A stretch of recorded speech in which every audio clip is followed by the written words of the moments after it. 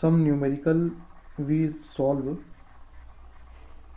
कुछ न्यूमेरिकल हम देखेंगे पावर इलेक्ट्रॉनिक कन्वर्टर्स मतलब रेक्टिफायर, कंट्रोल रेक्टिफायर का। सपोज करते हैं कि इस प्रकार का आउटपुट रेक्टिफायर से मुझे मिला है, इस प्रकार का ये आउटपुट है जो मुझे मिला है, करंट की वेवफॉर्म है, आउटपुट करंट की, ये 100 एम्पियर उसका मैग्नीट्यूड है। इस प्रकार का आउटपुट मुझे मिला है और जो लोड है रेक्टिफायर का, ये सपोज करते हैं कि ये वेवफॉर्म है, इस प्रकार की वेवफॉर्म है और ये यहाँ पर लगा हुआ है। ये जो लोड है मेरा, ये आरई लोड है, मतलब ये बैटरी है, एक प्रकार से ये बैटरी है, ये बैटरी है, ठीक है। अब क्वेश्चन ये है कि कितनी पावर ये एब्जॉर्व करेगी बैटरी, ये पावर कितनी पावर एब्जॉर्व करेगी ये बैटरी। देखते हैं जरा, ये कहाँ से सेटिंग ओपन हो गई यार।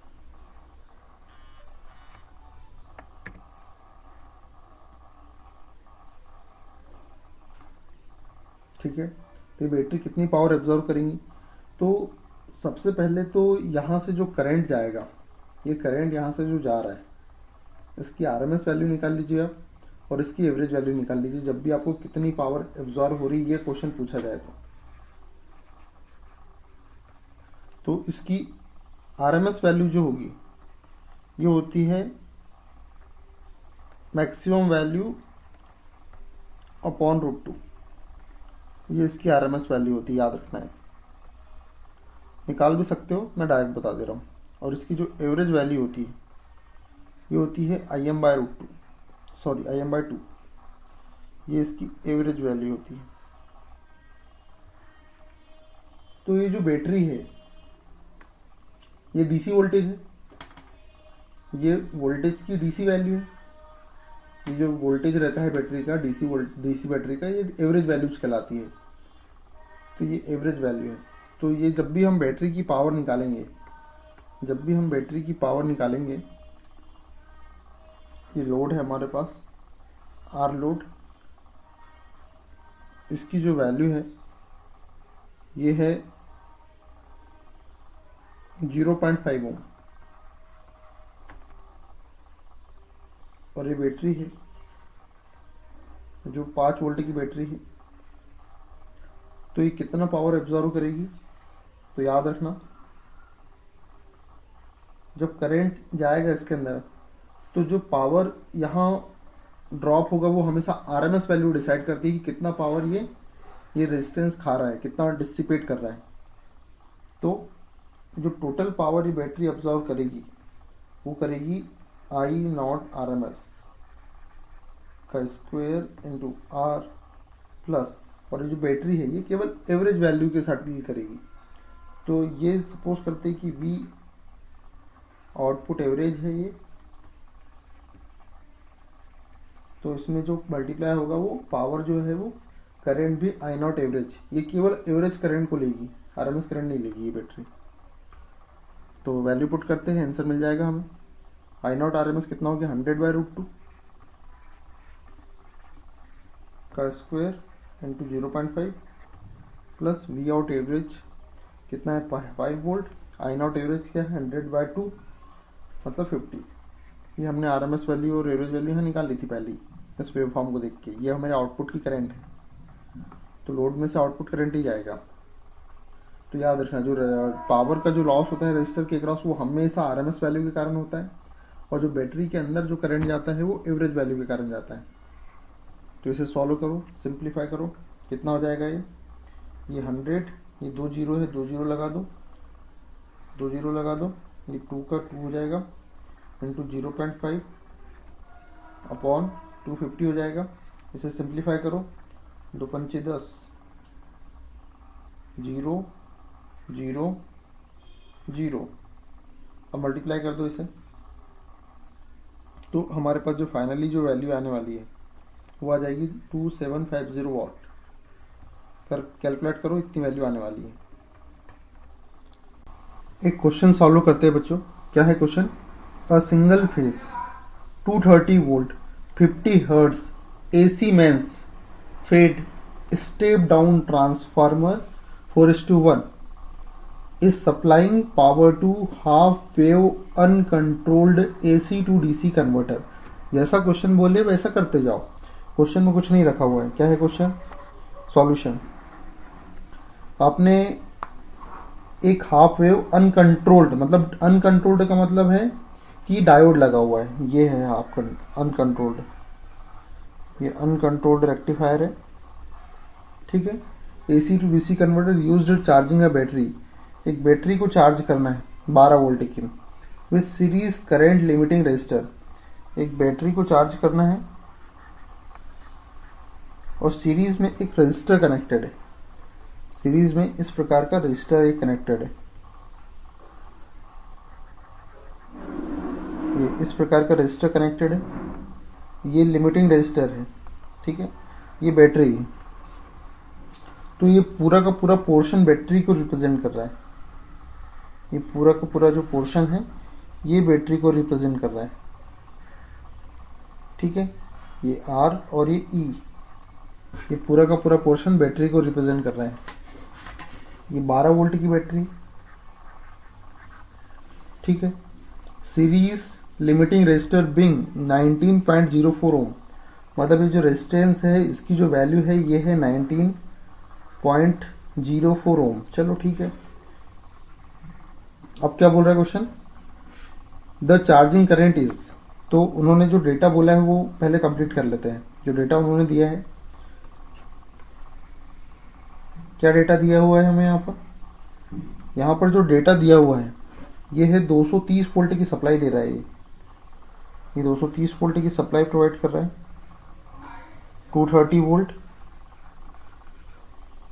50 हर्ट्ज ये सप्लाई प्रोवाइड कर रहा है। ये जो 230 वोल्ट है ये इनडायरेक्टली RMS वैल्यू है। अब आगे AC mains fed step down transformer, एक स्टेप डाउन ट्रांसफार्मर को ये सप्लाई दी जा रही है, ठीक है। जैसा जैसा क्वेश्चन बोलते हैं वैसा करते जाओ, बहुत सिंपल है। ये एक स्टेप डाउन ट्रांसफार्मर है,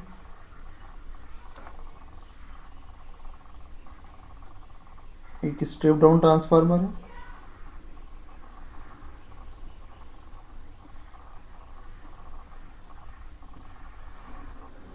ठीक है। ये स्टेप डाउन ट्रांसफार्मर है जो कितने का है?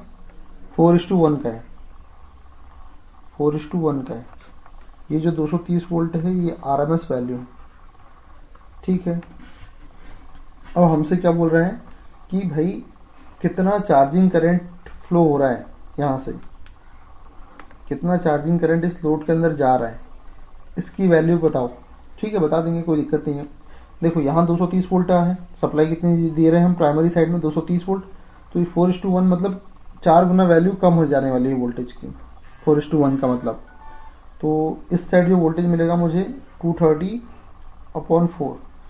सॉल्व करो, कितनी वैल्यू आ रही है इसकी? ये 5 बार और ये बचा 3, 30 बचा 30, तो कितना हो गया? 57.5 वोल्ट। देखो इतनी वैल्यू आ रही है, 57.5 वोल्ट ये हमारा सेकेंडरी साइड में वोल्टेज आ गया। जब ये RMS वैल्यू है ये वाली, तो ये भी RMS वैल्यू है, ठीक है। तो ये हमें इतनी मिल रही है। तो इस साइड जो पीक वैल्यू मिलेगी हमें, ये RMS वैल्यू है, और तो इस साइड जो पीक वैल्यू मिलेगी वो कितनी मिलेगी?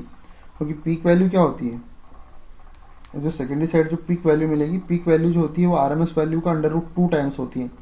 57.5 इंटू √2 ये सेकेंडरी साइड की पीक वैल्यू होगी, ठीक है। आगे काम में आएगा। चलो ठीक है, अब देखते हैं जरा।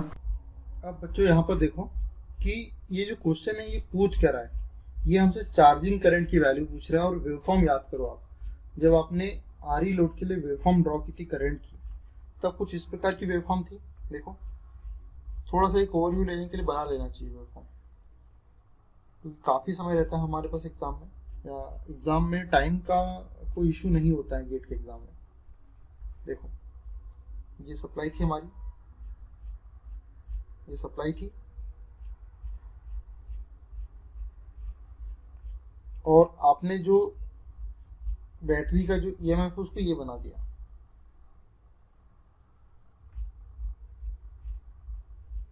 ये जो जहाँ पे VS और E बराबर है, ये है θ1, और ये क्या है पाई माइनस θ1। ये बहुत फेमिलियर है हमसे, पाई माइनस θ1, ठीक है। ये θ1 हो गया और ये पाई माइनस θ1 हो गया। अब जो करंट फ्लो होगा, अगर ये अनकंट्रोल्ड रेक्टिफायर है तो यहाँ अल्फा का कोई रोल नहीं है, तो θ1 से पहले फॉरवर्ड बाइस में था और पाई माइनस θ1 के बाद, सॉरी θ1 से पहले रिवर्स बाइस में है और पाई माइनस θ1 के बाद में रिवर्स बाइस में है। मतलब जो करंट फ्लो हो रहा था वो केवल इस रेंज में फ्लो हो रहा था, करंट जो है वो केवल इस रेंज में फ्लो हो रहा था। और कितना मैग्नीट्यूड था करंट का, इतना मैग्नीट्यूड था करंट का। इस प्रकार से आरई लोड के लिए इस प्रकार से करंट फ्लो हो रहा था। याद करो आप, θ1 से लेके पाई माइनस θ1 जो कि θ2 इक्वल टू पाई माइनस θ1, इतना करंट फ्लो हो रहा था। और यहाँ पर मैं जब ऑब्जर्व करूंगा, जब मैंने ऑब्जर्व किया तो जो करंट फ्लो हो रहा है उसका जो इक्वेशन है या वैल्यू है वो कितनी है, ये जो यहाँ पर हमें जो मिल रहा है इसकी मैक्सिमम वैल्यू कितनी 57.5√2 साइन थीटा। थीटा की वैल्यू फिक्स नहीं है इसलिए साइन थीटा ही रहने दो, क्योंकि थीटा की वैल्यू θ1 से θ2 वेरी हो रही है। माइनस 12 अपॉन 19.04, ये आई नॉट की वैल्यू होगी, ठीक है। लेकिन चार्जिंग करंट निकालना है, मतलब हम एवरेज वैल्यू फाइंड आउट करना है। तो चलो एवरेज वैल्यू फाइंड आउट करते हैं। एवरेज वैल्यू जो हम फाइंड आउट करेंगे आई नॉट एवरेज, तो ये हो जाएगा 1/2 पाई। जो लिमिट है कहाँ से कहाँ तक करंट मिल रहा है मुझे, θ1 से लेके पाई माइनस θ1 तक करंट मिल रहा है। कितना करंट मिल रहा है, इतना करंट मिल रहा है 57.5 into √2 sine theta minus 12 by 19.04। तो 19.04 ये 2 पाई से मल्टीप्लाई कर, थोड़ा सा इसको तो थोड़ी सिंप्लिसिटी आ जाएगी क्वेश्चन में। यहाँ पे नीचे लिखना है लेकिन यहाँ साइड में भी लिख सकते हो 19.04, ठीक है। अब इसे सॉल्व कर लेते हैं। अब देखो पहले तो ये लिमिट की वैल्यू पता कर लो, ये θ1, ये θ1 की वैल्यू जब निकालना है तो θ1 कहाँ पर है, जिस जगह पे θ1 है वहाँ पे सप्लाई वोल्टेज और ईएमएफ, ये सप्लाई वोल्टेज, ये सप्लाई है VS और ये दोनों बराबर है। तो VS इक्वल टू E 8θ1, कितना हो जाएगा VM साइन θ1 पे ये बराबर है, तो sine θ1 equal to E by VM। तो θ1 equal to sine inverse E by VM। E कितना है हमारे न्यूमेरिकल में, E कितना है 12 वोल्ट, और VM कितना है ये 57.5√2, ये VM है। तो ये थोड़ा सही से करो, sine inverse θ1 equal to sine inverse 12 by √2 into 57.5, ठीक है। अब इसे कैलकुलेट करना है तो θ1 को रेडियन में ही हमें कैलकुलेट करना है, तो कैलकुलेटर का जो मॉड रहेगा वो रेडियन में रहेगा, ठीक है बच्चों। सॉल्व करते हैं इसे आगे कैलकुलेटर की हेल्प से। कैलकुलेटर भी मैं आपको बताऊंगा कैसे यूज़ करना है। उसके लिए क्या करो आप, कैलकुलेटर लाओ और उससे क्या करना है 12 अपॉन, ये कैलकुलेटर है मेरे पास, 12 अपॉन ब्रैकेट बंद कर दो 57.5 इंटू √2 है, तो पहले 2 लिखो फिर √ लगाओ, तो ऑटोमेटिक वो 2 के ऊपर आ जाएगा। ब्रैकेट बंद, ये वैल्यू आ गई मेरे पास। अब इसके बाद इसका मुझे निकालना है साइन इनवर्स, तो साइन इनवर्स पर क्लिक कर दो, तो वैल्यू आ गई 0.148। तो ये 0.15 कर लेता हूँ, ठीक है, क्योंकि ये 8 आ गया, 5 से ज़्यादा वैल्यू होगी, 0.15। ये जो वैल्यू होगी, ये चल रहा है सॉल्यूशन, 0.148 भी रहने दे सकते हो या फिर 0.15 भी लिख सकते हो, ठीक है। तो 0.148 ही रहने देते हैं अपन। तो θ1 आ गया, तो पाई माइनस θ1, क्योंकि इंटीग्रेशन हमें θ1 से पाई माइनस θ1 करना है, तो पाई माइनस θ1 भी निकाल लेते हैं, पाई माइनस θ1। तो एक काम करते हैं, ये 0.148 को पाई में से माइनस कर देते हैं और कैलकुलेटर रेडियन में ही रहने देते हैं, कैलकुलेटर रेडियन में ही रहने देते हैं, माइनस पाई, ठीक है। तो क्या वैल्यू आ गई हमारे पास, 2.99 हमारे पास वैल्यू आ गई। नेगेटिव आई क्योंकि मैंने उल्टा माइनस कर दिया, पाई में से माइनस करना था, तो 2.99, तो इसकी वैल्यू आ गई 2.99 रेडियन, ठीक है। ये कितनी आ रही है इसकी वैल्यू, 0.148 रेडियन।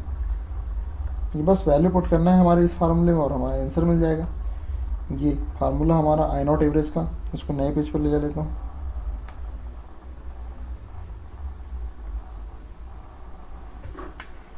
ठीक है, 1/, इसको सॉल्व कर लेते हैं।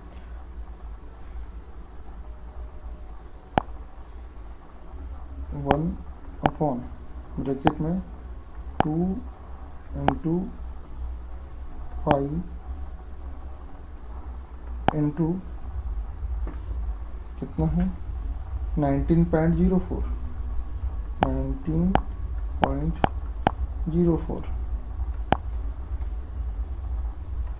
कितना है 0.00835।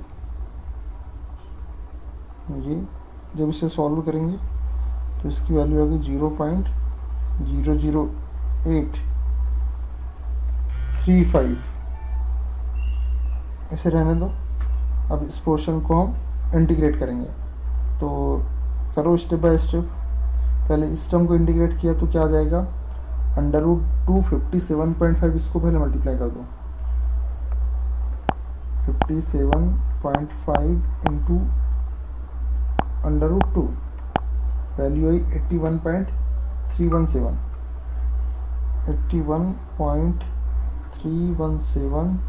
Sine theta -12। इसको इंटीग्रेट करना है θ1 से लेके पाई माइनस θ1 तक। तो θ1 की वैल्यू मत पुट करो, निकाल के रख ली ना हमने, बस उसको ऐसे ही रहने दो। अभी अब इसको और सिंप्लीफाई करते हैं, 0.00835 इसका इंटीग्रेट किया तो ये हो जाएगा 81.317 एज इट इज़ रहेगा। साइन थीटा का जो इंटीग्रेशन वो माइनस कॉस थीटा हो जाएगा, तो माइनस साइन बाहर निकाल दिया, कॉस थीटा, ये कॉस थीटा हो गया। तो ये लिमिट हम पुट कर देंगे θ1 से लेके पाई माइनस θ1 तक, -12 थीटा इंटीग्रेशन हो जाएगा, लिमिट फिर पुट कर देंगे θ1 से लेके पाई माइनस θ1 तक। ठीक है बच्चों, अब इसे और थोड़ा सिंप्लीफाई करते हैं,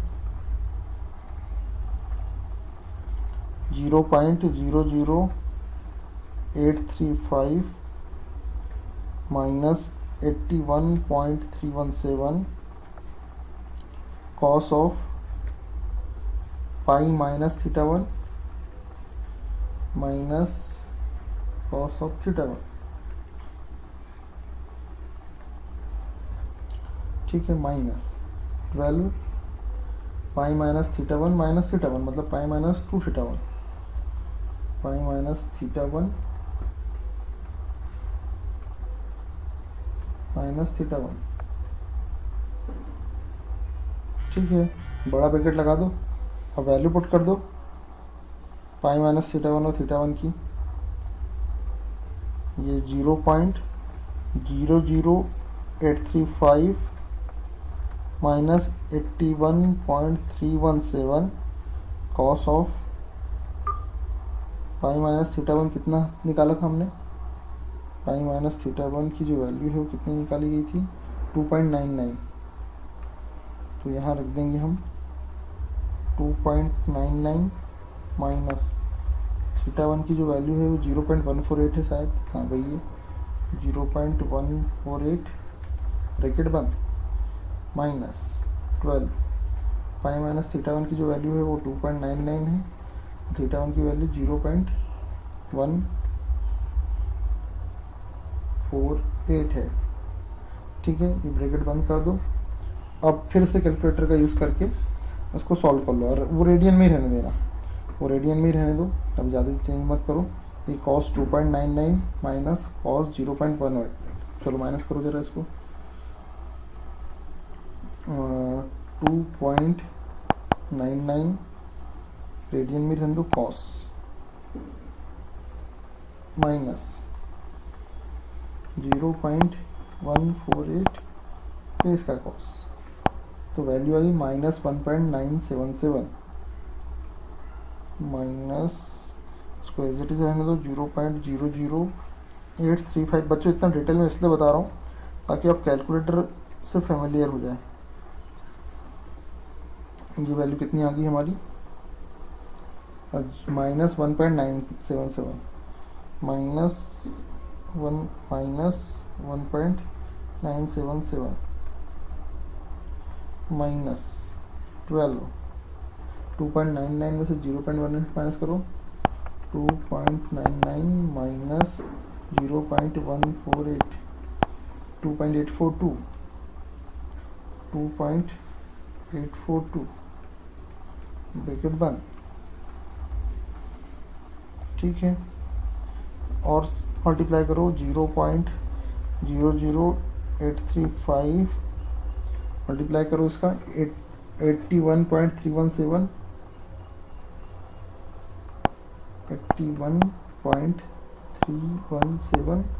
multiply by 1.977 multiply by 1.977 160.76 160 minus minus sine plus हो जाएगा 160.76 763 माइनस 12 इंटू इतना मल्टीप्लाई करो 2.842 12 इंटू 2.482 वही है ना 2.842 12 इंटू 2.842 से मैंने उल्टा लिख दिया, फिर से करते हैं 12 into 2.842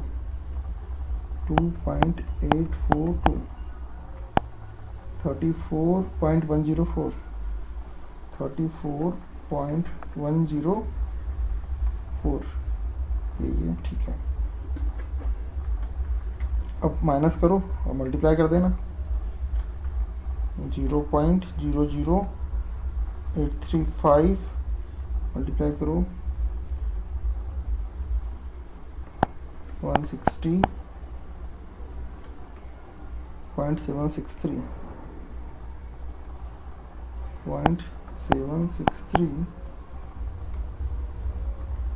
minus 34.104 minus 34.104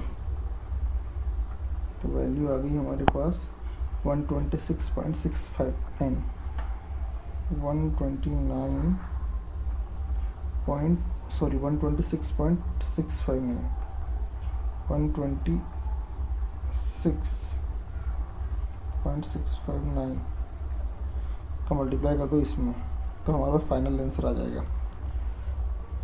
into 0.00 into 0.00835 कितना आ गया 1.057। ये हमारा चार्जिंग करंट आ गया 1.0576।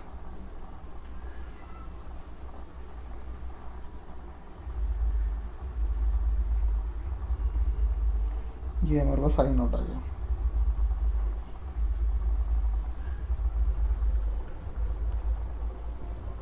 आई होप बच्चों आपको समझ में आ गया होगा।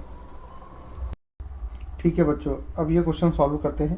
क्वेश्चन है ये आरएलई लोड है और पूछ रहा है कि एवरेज वैल्यू निकालो। तो मैंने आपको क्या बताया था, जब फ्री व्हीलिंग डायोड लगा हो, जब फ्री व्हीलिंग डायोड प्रेजेंट हो, उस कंडीशन में जो आर लोड के लिए आउटपुट एवरेज का फार्मूला है, same formula R L load के लिए भी है और same formula are L E load के लिए भी है। ठीक है, जब फ्री व्हीलिंग डायोड कनेक्टेड है और जब फ्री व्हीलिंग डायोड कनेक्टेड नहीं है, जब फ्री व्हीलिंग डायोड कनेक्टेड नहीं है, उस कंडीशन में जो रेजिस्टिव लोड का फार्मूला है वो आर एल लोड के लिए, आर ई लोड के लिए वैलिड है। लेकिन जब अगर फ्री व्हीलिंग डायोड कनेक्टेड नहीं है तो फिर फार्मूले में थोड़ा सा वेरिएशन आ जाता है। ठीक है, फार्मूले में थोड़ा सा वेरिएशन आ जाता है इस इंडक्टर की प्रेजेंस के कारण। लेकिन फ्री व्हीलिंग डायोड लगा है इसलिए कोई प्रॉब्लम ही नहीं है। जब फ्री व्हीलिंग डायोड लगा है तो आंख बंद करो और जो फार्मूला आर लोड के लिए है वही आर एल लोड के लिए भी है, वही आर एल ई लोड के लिए भी है, आउटपुट एवरेज वोल्टेज का जो फार्मूला है। तो पहला हमें वही निकालने की बोल रहा है। तो क्या है आउटपुट एवरेज वोल्टेज का formula for R L and for R L E with free wheeling diode. तीनों लोड हो तो एक ही formula, with free wheeling diode.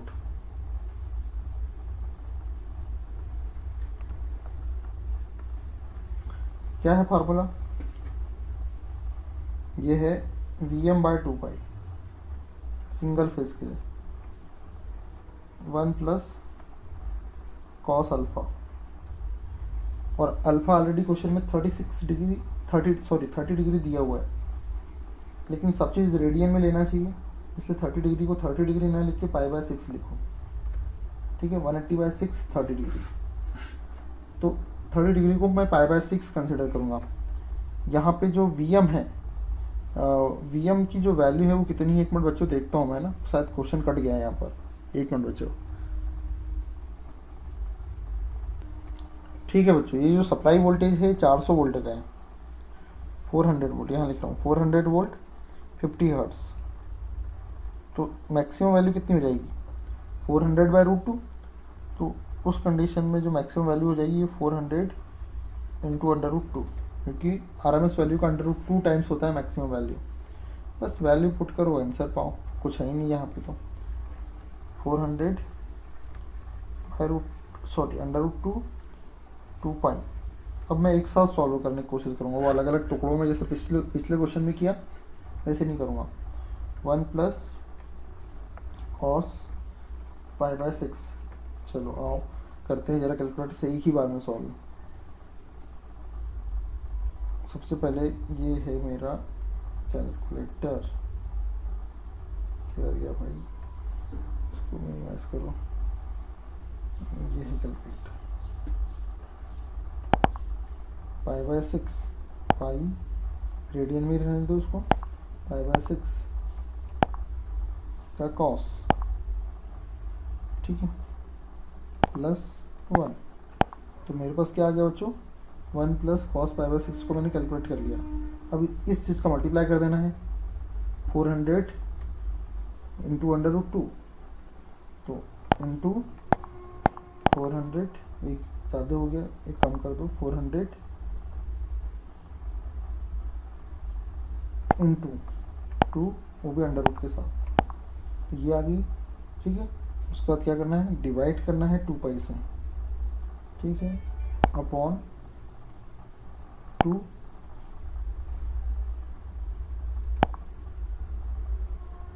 Upon 5, 168.00 मतलब 168 वोल्ट।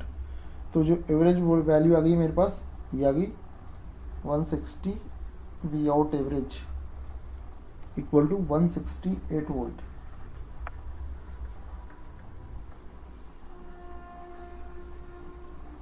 ये एवरेज वोल्टेज मेरे पास आ गया। अब क्या पूछ रहा है क्वेश्चन दूसरा, ये पहली वैल्यू आ गया, दूसरा पहला आ गया मेरे पास, कलर चेंज कर दो, ठीक है, ये आ गया मेरे पास। अब मुझे आई नॉट एवरेज निकालना है and load power, I not average निकालना है और लोड पावर निकालना है।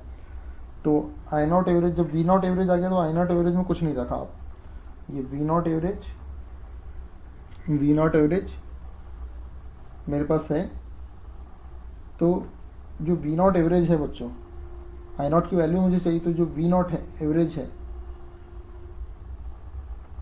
देखो एक मिनट, वो किसके इक्वल है बच्चों, एक मिनट अच्छे से देखो, आई नॉट की वैल्यू चाहिए मुझे। तो आई नॉट कहाँ फ्लो हो रहा है, यहाँ पे जो करंट फ्लो हो रहा है वो क्या है, ये आई नॉट फ्लो हो रहा है अंदर।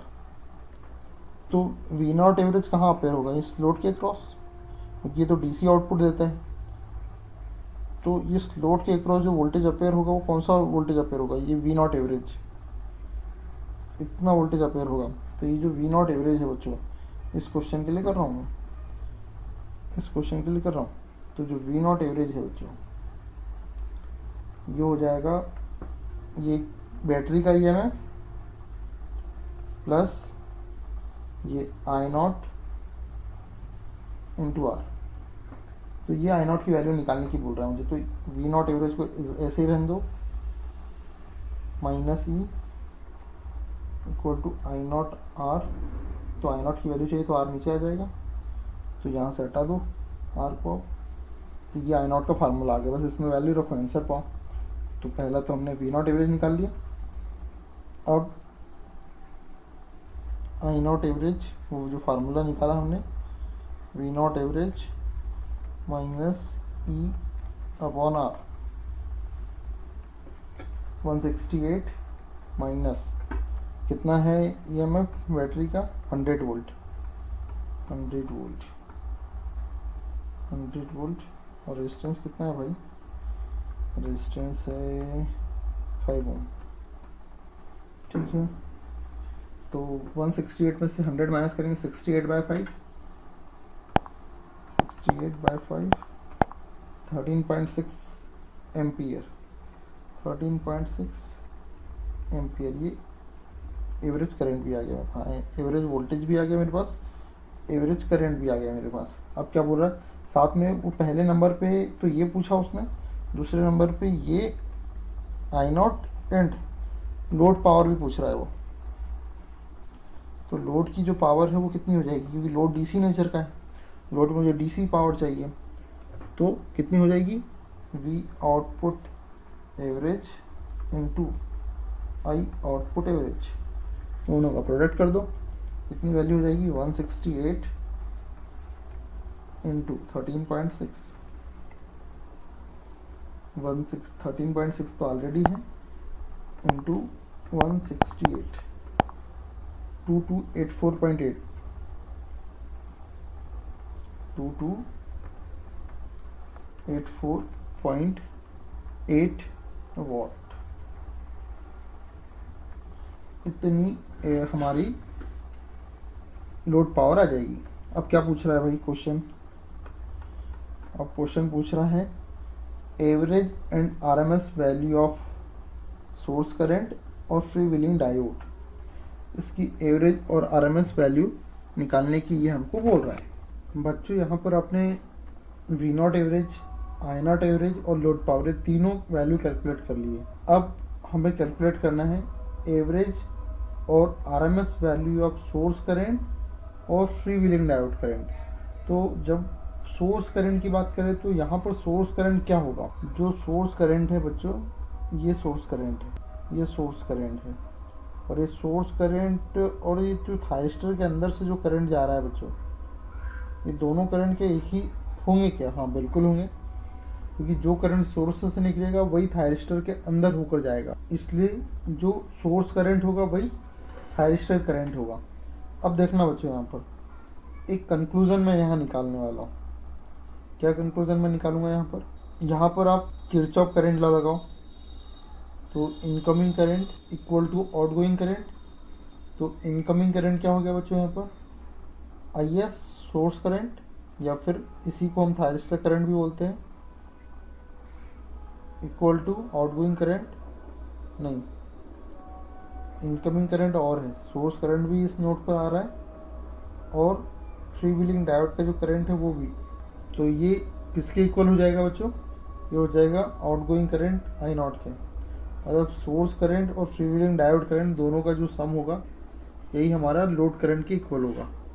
वैसे तो बच्चों ये जो मुझसे पूछ रहा है ना कि आई एस सोर्स करंट और क्या है फ्री व्हीलिंग डायोड करंट, दोनों की एवरेज वैल्यू और आरएमएस वैल्यू निकालो, ये मैं बच्चों लिटरली बिना किसी टाइम वेस्ट किए निकाल सकता हूँ। लेकिन मैं आपको सिखाना चाहता हूँ कि कैसे किसी क्वेश्चन को अप्रोच किया जाए, ठीक है। अगर हमें फार्मूला नहीं पता है उसके बारे में, और हर मतलब जितने भी सर्किट हैं यहाँ पावर इलेक्ट्रॉनिक्स में, सभी के फार्मूला याद रखना पॉसिबल भी नहीं है। तो देखो जरा हम कैसे करेंगे इस प्रकार के क्वेश्चनों को। ये देखो बच्चों, मैं ये सब मिटा रहा हूँ बच्चों, ये आप याद रखना है। मिटाता नहीं हूँ यार, एक काम करके पेज चेंज कर देते हैं, उसी कॉपी कर लेते हैं।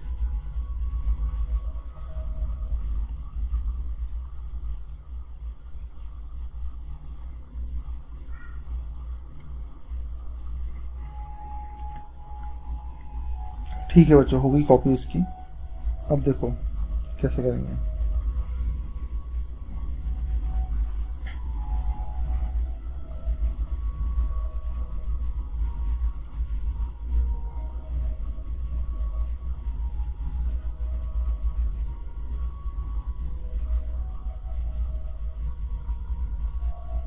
ठीक है बच्चों देखो, अब मुझे आई एस निकालना है और फ्री व्हीलिंग डायोड का करंट निकालना है। लेकिन बच्चों जो हमारी जो वेवफॉर्म बनी थी वो कुछ इस प्रकार की वेवफॉर्म बनी थी। ये हमारी सप्लाई वेवफॉर्म थी, ये हमारी बेक ईएमएफ, मतलब ये जो ईएमएफ है 100 वोल्ट का, ये उसकी वेवफॉर्म थी, ये सप्लाई वेवफॉर्म। फिर उसके बाद ये जो हमारे आउटपुट की वेवफॉर्म थी, ये जो आउटपुट है बच्चों, इसकी जो वेवफॉर्म है ये कंटिन्यू रहेगी।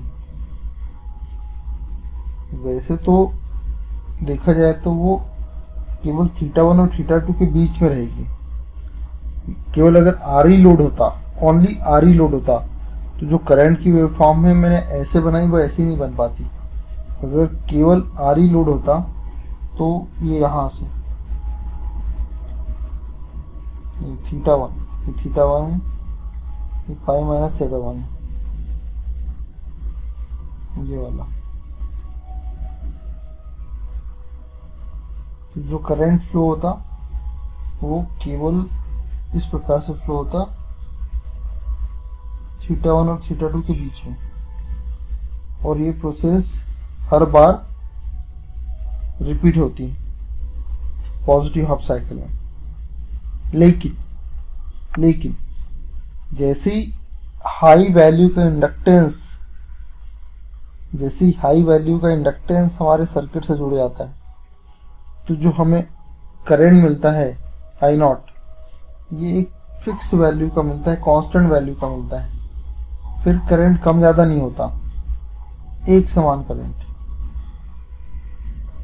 इस प्रकार से एक कांस्टेंट वैल्यू का करंट हमें आउटपुट में मिलता है। और अभी मैंने आपको बताया थोड़ी देर पहले कि जो आई नॉट करंट है, ये कौन कौन से दो करंट का समेशन है, थायरिस्टर करंट और free wheeling diode current. Thyristor या फिर थायरिस्टर करंट को हम सोर्स करंट भी बोल सकते हैं। तो थायरिस्टर करंट थायरिस्टर कब ऑन होगा बच्चों, थायरिस्टर ऑन होगा θ1 और 5 - θ1 के बीच में। तो इतने इसको और आगे बढ़ा रहा हूं बच्चों। तो जो ये इस ड्यूरेशन में थायरिस्टर ऑन होगा, और फ्री व्हीलिंग डायोड कब ऑन होगा? जब थायरिस्टर ऑन नहीं हो रहेगा, जब थायरिस्टर बंद कंडीशन में रहेगा, ऑफ कंडीशन में रहेगा, ये 2 पाई, तब मेरा फ्री व्हीलिंग डायोड ऑन करेगा। तो फ्री व्हीलिंग डायोड देखो अलग से वेवफॉर्म बना देते हैं कि मेरा जो थायरिस्टर है वो कब कब ऑपरेट होगा, कब कब ऑन रहेगा। थायरिस्टर बच्चों मेरा ये θ1 और पाई माइनस θ1 के बीच में हर पॉजिटिव हाफ साइकिल में, इसको ये और पॉजिटिव हाफ साइकिल कर लेते हैं। ये 2 पाई प्लस θ1 और ये 2 पाई, ठीक है, ये 2 पाई प्लस θ1 और 2 पाई माइनस θ1, 2 पाई प्लस θ1, ठीक है, ये 2 पाई प्लस θ1 और ये 3 पाई माइनस θ1 हो गया। तो ये इतने ड्यूरेशन में ये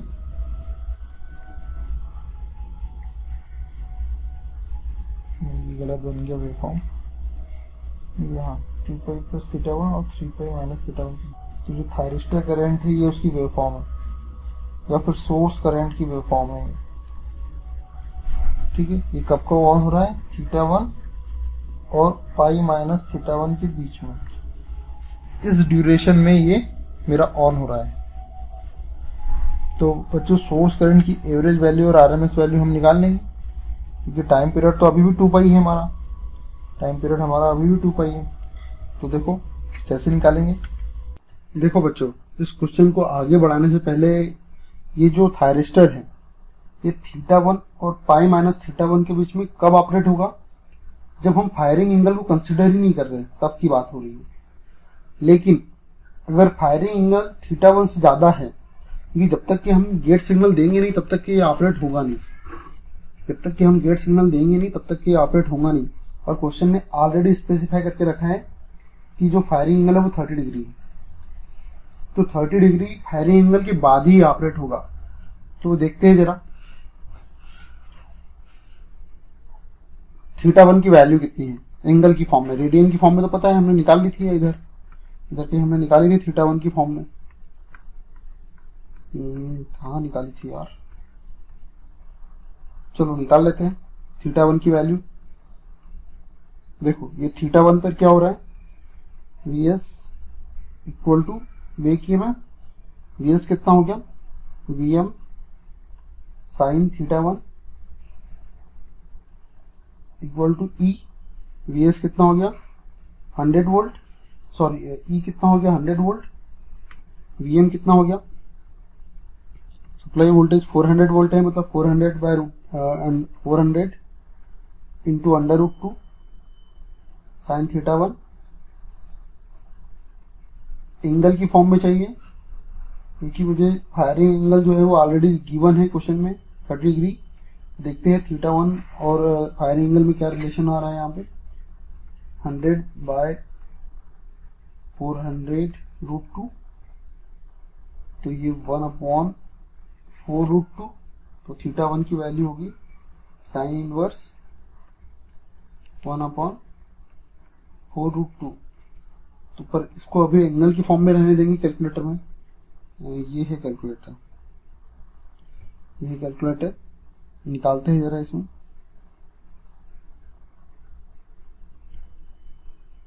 वन अपॉन ब्रैकेट के अंदर 4 इंटू 2 का अंडर रूट, ब्रैकेट बंद, ये वैल्यू आई। इसका साइन इनवर्स डिग्री की फॉर्म में 10.18 डिग्री।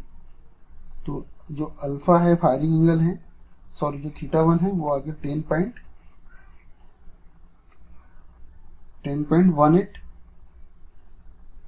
डिग्री, ये आ गई हमारी θ1 की वैल्यू। तो एक चीज गड़बड़ होगी बच्चों, जो हमारा जो थायरिस्टर है वो θ1 से कंडक्ट नहीं करेगा, वो फायरिंग एंगल के बाद से कंडक्ट करेगा। इसलिए ये यहाँ पे जो कंडक्शन है वो चेंज करना पड़ेगा, मुझे कर रहा हूँ मैं चेंज। वो θ1 से कंडक्ट नहीं होगा, वो 30 डिग्री से कंडक्ट होगा, क्योंकि गेट सिग्नल में 30 डिग्री पर दे रहा हूँ। इसलिए जो थायरिस्टर है वो सपोज करो कि यहाँ कहीं फायरिंग एंगल है अल्फा, यहाँ कहीं अल्फा है, तो फिर वो यहाँ से कंडक्ट होगा, अल्फा से कंडक्शन स्टार्ट होगा। और यहाँ पर 2 पाई प्लस अल्फा से कंडक्शन स्टार्ट होगा, यहाँ पर 2 पाई प्लस अल्फा से कंडक्शन स्टार्ट होगा, 2 pi plus alpha.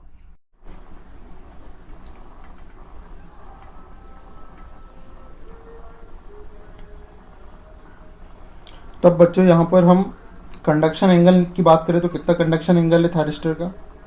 Conduction angle theta C equal to हो जाएगा pi minus theta 1 minus alpha, इतना कंडक्शन होगा यहाँ पर। अगर ये RL लोड होता तो उस कंडीशन में ये बैक EMF के कारण कोई रुकावट नहीं आती, वहाँ पे अल्फा से लेकर पाई तक कंडक्शन होता, तो RL लोड की कंडीशन में pi minus alpha conduction angle होता। ये RL लोड की कंडीशन में और ये RLE लोड की कंडीशन में, इस प्रकार से हमारा कंडक्शन एंगल होता।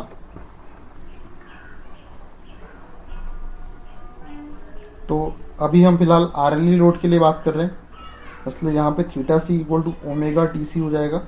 कंडक्शन टाइम निकालना है तो pi minus theta 1 minus alpha, तो कंडक्शन टाइम हो जाएगा pi minus theta 1 minus alpha by omega.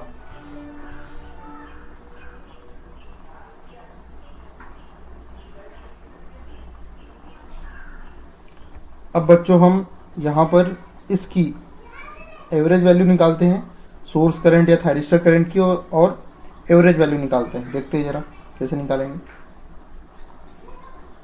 और पेज चेंज कर रहा हूँ बच्चों, पेज की कॉपी कर रहा हूँ क्योंकि बहुत सारा हो गया उधर। ठीक है, देखो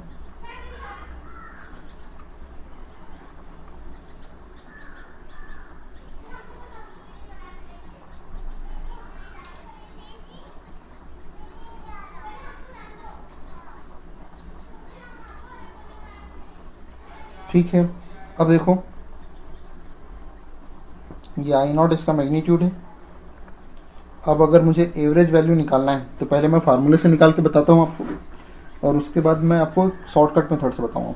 फार्मूले से निकालना है तो सिंपल है 1/2 पाई इंटीग्रेशन कहाँ से कहाँ तक मिल रहा है हमें थायरिस्टर करंट, अल्फा से लेके पाई माइनस थीटा 1 तक मिल रहा है, alpha to pi minus theta 1।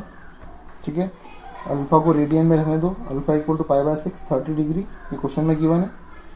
और पाई माइनस थीटा 1, तो थीटा 1 की जो वैल्यू है वो अभी निकाली थी मैंने यहाँ पर, इधर थीटा 1 निकाला गया था अपने द्वारा,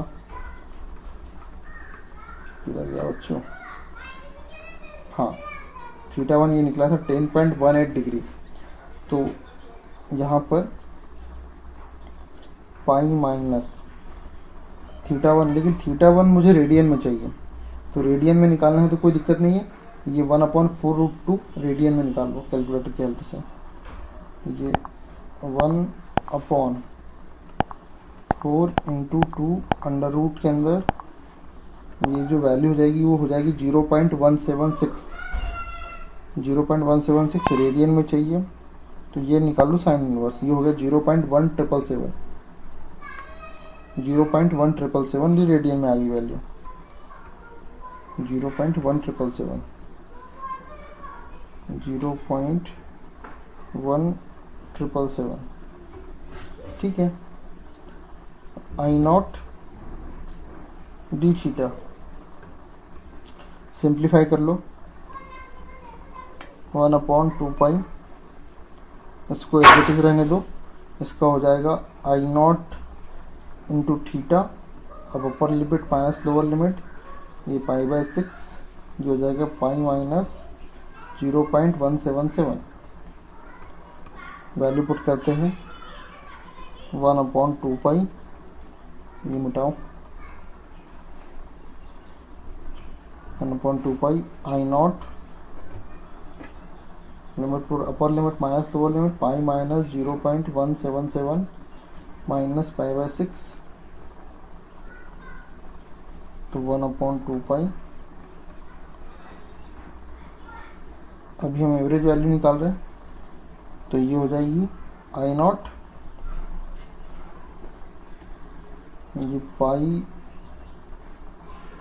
minus pi by 6 minus 0.177 into I0।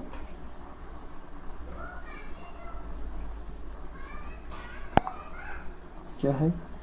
Pi minus pi by 6, ये रेडियन में रहने दो। Pi minus pi by 6 minus 0.177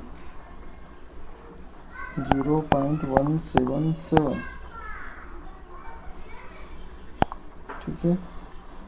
अब क्या है? Upon 2 pi, upon 2 pi,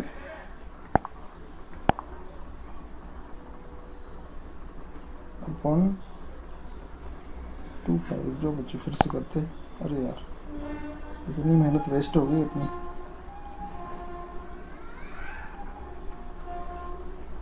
pi minus pi by 6 minus 0.177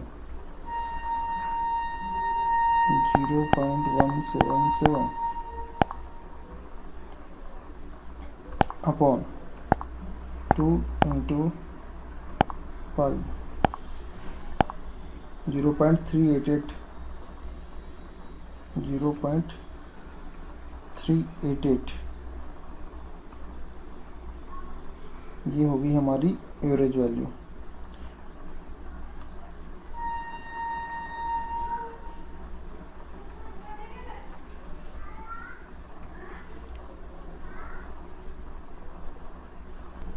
बच्चों एवरेज वैल्यू निकालने की और एक मेथड होती है, एक और मेथड मैं बताता हूँ आपको। एक नया पेज पे चलते हैं, ठीक है। हमें एवरेज वैल्यू निकालना है इसकी, तो एक और मेथड होती है जो कि हम बहुत अच्छे से फेमिलियर है। क्या होती है वो मेथड? जो एवरेज वैल्यू होती है वो होती है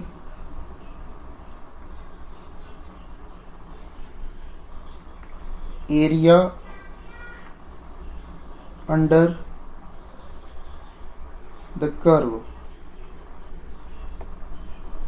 area under the curve upon time period, ये होती है एवरेज वैल्यू का फार्मूला। इस फार्मूले का यूज करके भी आप एवरेज वैल्यू निकाल सकते हैं। अब देखो एरिया कितना हो गया, ये नीचे का मिटा दो,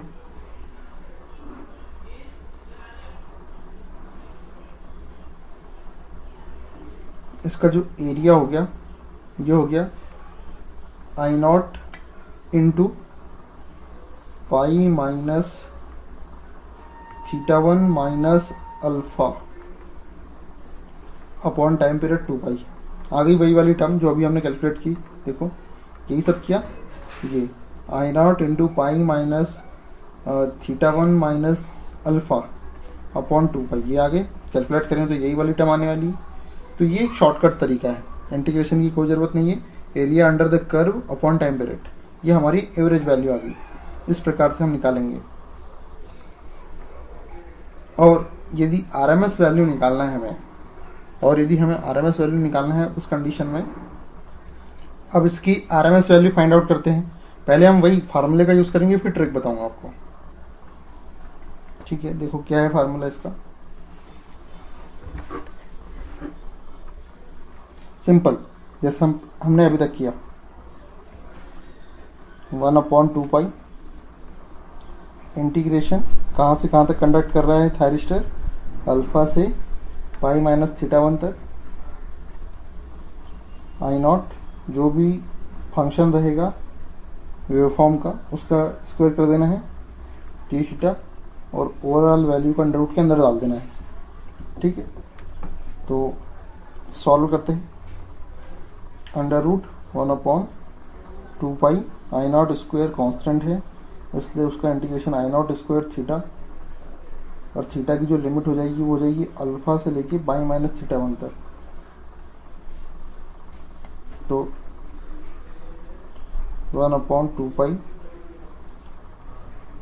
आई not square pi minus theta 1 minus alpha.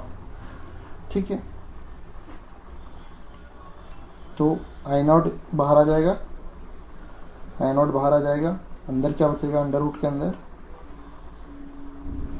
Pi minus theta 1 minus alpha upon 2 pi. ये आ गई हमारे पास आई नॉट की आरएमएस वैल्यू।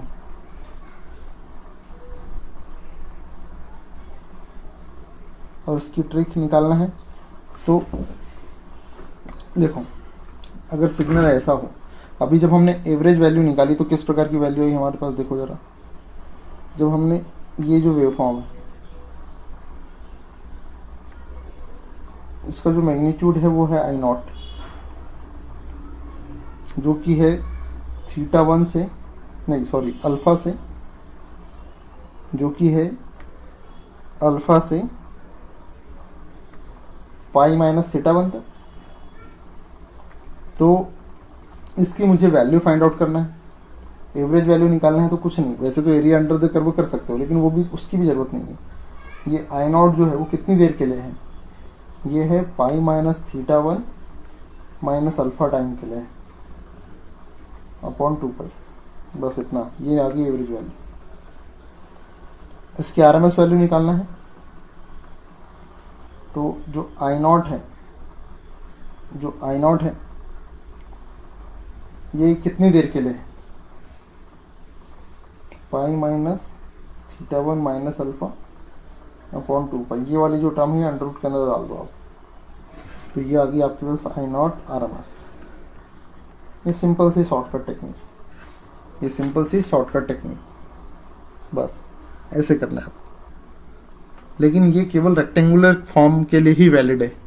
अगर कोई वेव फॉर्म रेक्टेंगुलर है या स्क्वायर है तो आप कर सकते हो, लेकिन साइन वेव के लिए आप ऐसा नहीं कर सकते। ठीक,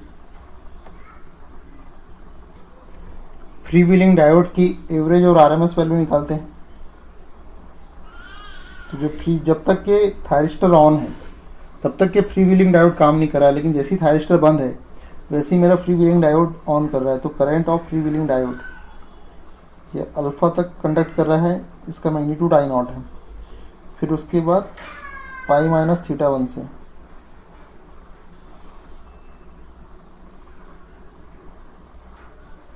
ठीक है। जब तक कि ये थायरिस्टर ऑन करेगा तब तक ये फ्री व्हीलिंग डायोड ऑन नहीं करेगा, ये प्रोसेस चलते रहेगी। तो कंसिडर 2 पाई तक ही करो आप।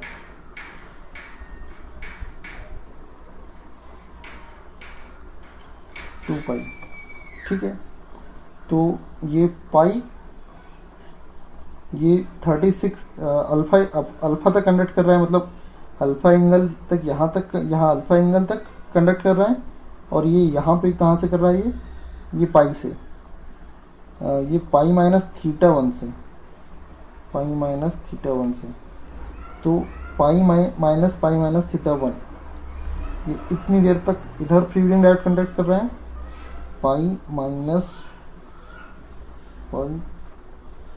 थीटा 1, तो थीटा 1 तक यहाँ कंडक्ट कर रहा है ये, और अल्फ़ा, तुम अल्फ़ा प्लस थीटा 1 इतनी देर तक कंडक्ट कर रहा है। या फिर टोटल ओवरऑल कितना है, 2 पाई, ओवरऑल 2 पाई में से कंडक्शन टाइम को कंडक्शन एंगल को माइनस कर दो। वो कंडक्शन एंगल कितना है, पाई माइनस थीटा 1 माइनस अल्फ़ा। इतनी देर तक फ्री व्हीलिंग डायोड कंडक्ट करेगा। तो इसको सिंप्लीफाई कर लो, 2 pi minus pi plus theta 1 plus alpha. तो कितना, पाई में से 2 पाई में से पाई माइनस होगा तो पाई बचेगा, प्लस थीटा 1 प्लस अल्फ़ा।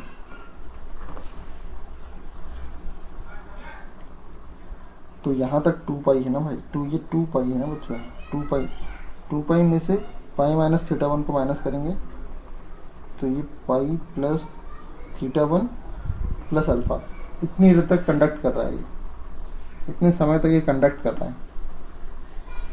ये है वेव फॉर्म।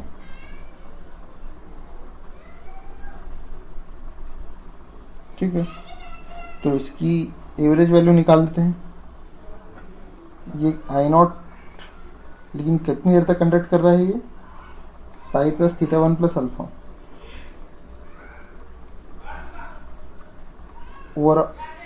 Overall 2 pi. तो ये I free wheeling diode average value, और आरएमएस वैल्यू निकालना है तो अभी शॉर्टकट बताया मैंने आपको।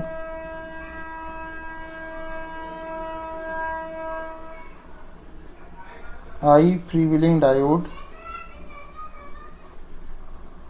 RMS value I naught under root के अंदर pi plus theta 1 plus alpha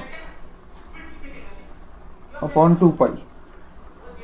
इतनी देर तक फ्री व्हीलिंग डायोड कंडक्ट कर रहा है, कंडक्शन हो रहा है। तो ये हमने निकाल लिया। अब क्या पूछ रहा है भाई, अब एक ही टर्म पूछ रहा है हमसे, एक ही टर्म बची है निकालने की, जो कि है power factor, supply power factor. तो सप्लाई पावर फैक्टर क्या होता है बच्चों, ये होता है load power upon apparent power, load power upon apparent power. तो बच्चों ये जो लोड पावर है, ये कितनी हो जाएगी, we output average upon I not average, ये हम पहले ही निकाल चुके हैं। आई नॉट एवरेज, इन दोनों का प्रोडक्ट भी हम निकाल चुके हैं, जो कि है 2284, देख ले वो पीछे से। और एपरेंट पावर क्या है, V S R M S into I S R M S. तो V S R M S already question में गिवन है 400 वोल्ट, और I S R M S अभी हमने निकाला कुछ समय पहले ही, कितनी वैल्यू आ रही है इसकी, 8.78 एम्पियर, 8.78। बस इसे सॉल्व कर लो आप, तो हमारे पास वैल्यू आ जाएगी 0.65। Lagging power factor lagging nature का रहेगा हमेशा। ठीक है बच्चों, तो ये हमारे पास हमने सारी टर्म इस क्वेश्चन की निकाल ली। समय बहुत ज़्यादा लग गया, लेकिन बच्चों मैंने कोशिश ये की है कि ये क्वेश्चन कोई 2 नंबर का क्वेश्चन नहीं है गेट नग का, इसमें 2-2 नंबर के बहुत सारे क्वेश्चन इस क्वेश्चन में, इसलिए कोई एक क्वेश्चन नहीं है, बहुत सारे क्वेश्चन का कॉम्बिनेशन है। ठीक है बच्चों, तो थैंक यू गाइस और ऑल द बेस्ट आपको।